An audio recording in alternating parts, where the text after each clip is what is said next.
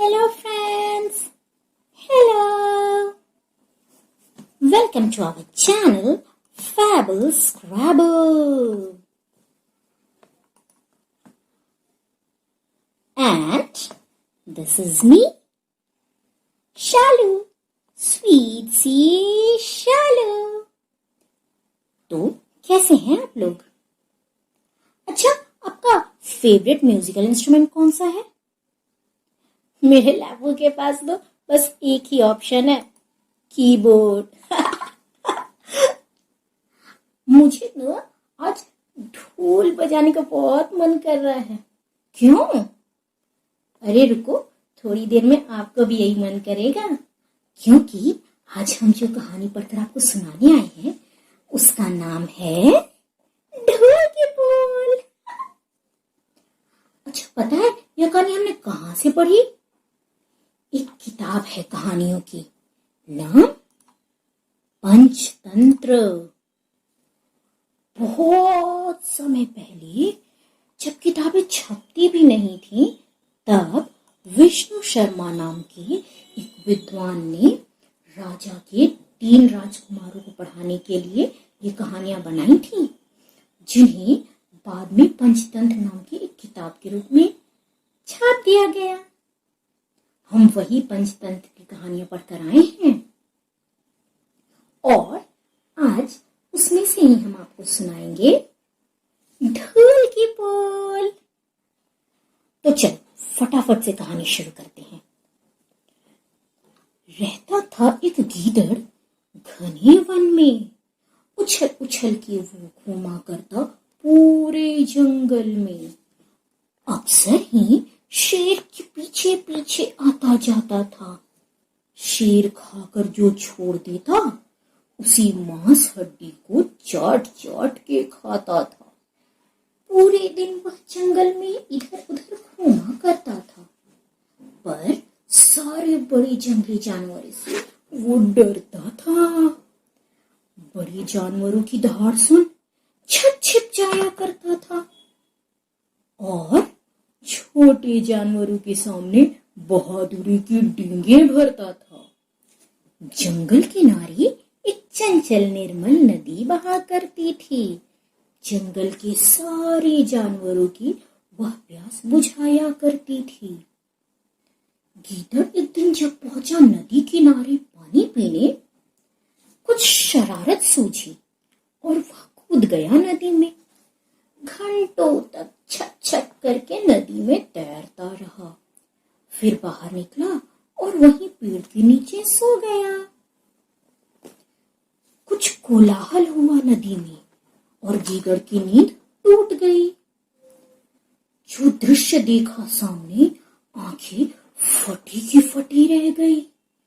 इतने सारे रंग बिरंगे अजीब से जानवर नदी के पार नहा रहे थे. जाने कौन सी भाषा में हंस हंस के बतिया रहे थे. गीदड़ ने सोचा, शुक्र है ये जानवरों की टोली नदी के इस पार नहीं आई. सोते में ही मुझको मार के इन्होंने दावत नहीं उड़ाई. दरअसल एक राजा का कारवां गुजरते हुए नदी के उस पार ठहरा था. भोलेपन में उन्हीं को तो गीदड़ जंगली जानवर कह रहा था.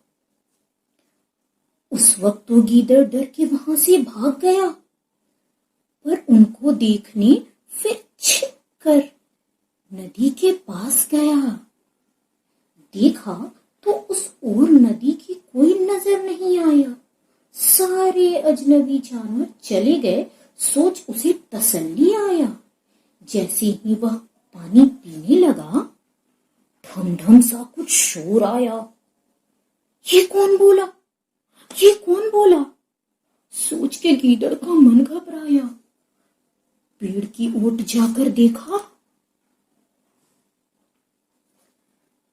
पेड़ की ओट जाकर देखा तो कोई भी तो नजर ना आया, पर ढम ढम सी आती आवाज ने गीदड़ को बहुत डराया.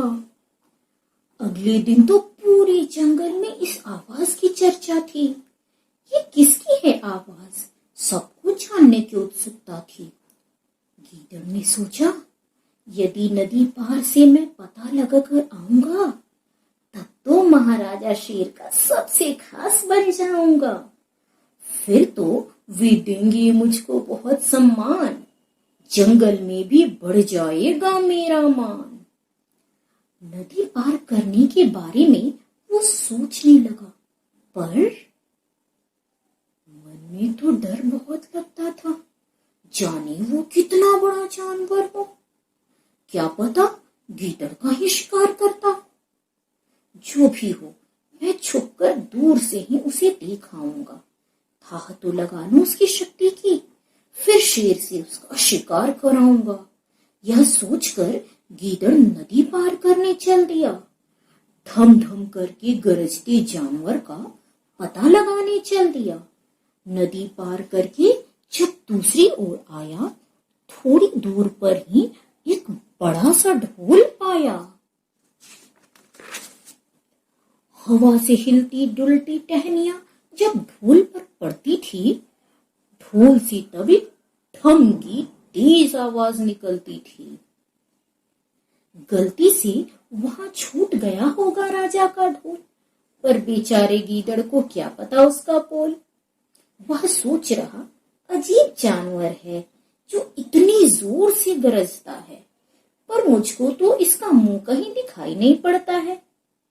यह गोल मटोल तो बहुत हृष्ट पुष्ट लग रहा है, न पंजे न पूछ, बड़ा अजीब जानवर दिख रहा।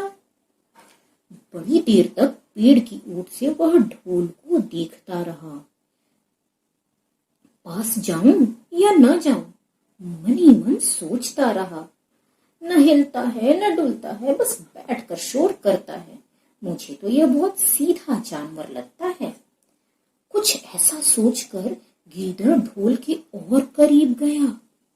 नजदीक से देखा, टहनियों को टकराते तो कुछ कुछ आवाज का राज समझ गया।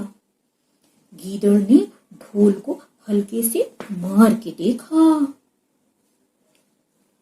धम की आवाज हुई, पर ढोल हिला भी नहीं। यह देख के चौंका। सोचा, बेकार ही मैं और पूरा जंगल इससे डर रहा है। यह आलसी जानवर तो बस सोया सोया आवाज कर रहा है। मैंने इसको मारा, देखो फिर भी यह जागा नहीं। जागकर मुझे मारने मेरे पीछे भागा नहीं। इसे सोते में ही मार दूं अभी तो कितना अच्छा रहेगा। मोटा ताजा तो है, मुझे हफ्तों का मांस मिलेगा। पेट भर के अकेला ही खाऊंगा, दावत उड़ाऊंगा।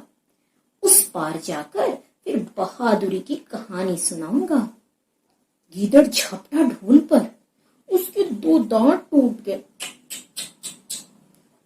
फिर लगातार पंजों से प्रहार करने लगा। पंजों से आखिर फट गया ढोल। अंदर झांका तो खुल गई ढोल की पोल। न मिली हड्डी न ही मिला मांस, मुफ्त में गंवा दिए 2 दांत। है ना मस्त कहानी। फट गया ढोल और खुल गई ढोल की पोल। यही कहानी पढ़कर तो मुझे ढोल बजाने का मन कर रहा है। आपको भी कर रहा है ना? लेकिन अब मैं जा रही हूँ दूसरी कहानी पढ़ने, तभी तो आपको सुनाऊंगी ना। आपको कहानी अच्छी लगी हो तो इस वीडियो को कर देना लाइक, और नई कहानियां सुनने के लिए करना होगा सब्सक्राइब। और हाँ, अपने दोस्तों के साथ शेयर करना मत भूलना, क्योंकि शेयरिंग इज केयरिंग। बाय दोस्तों।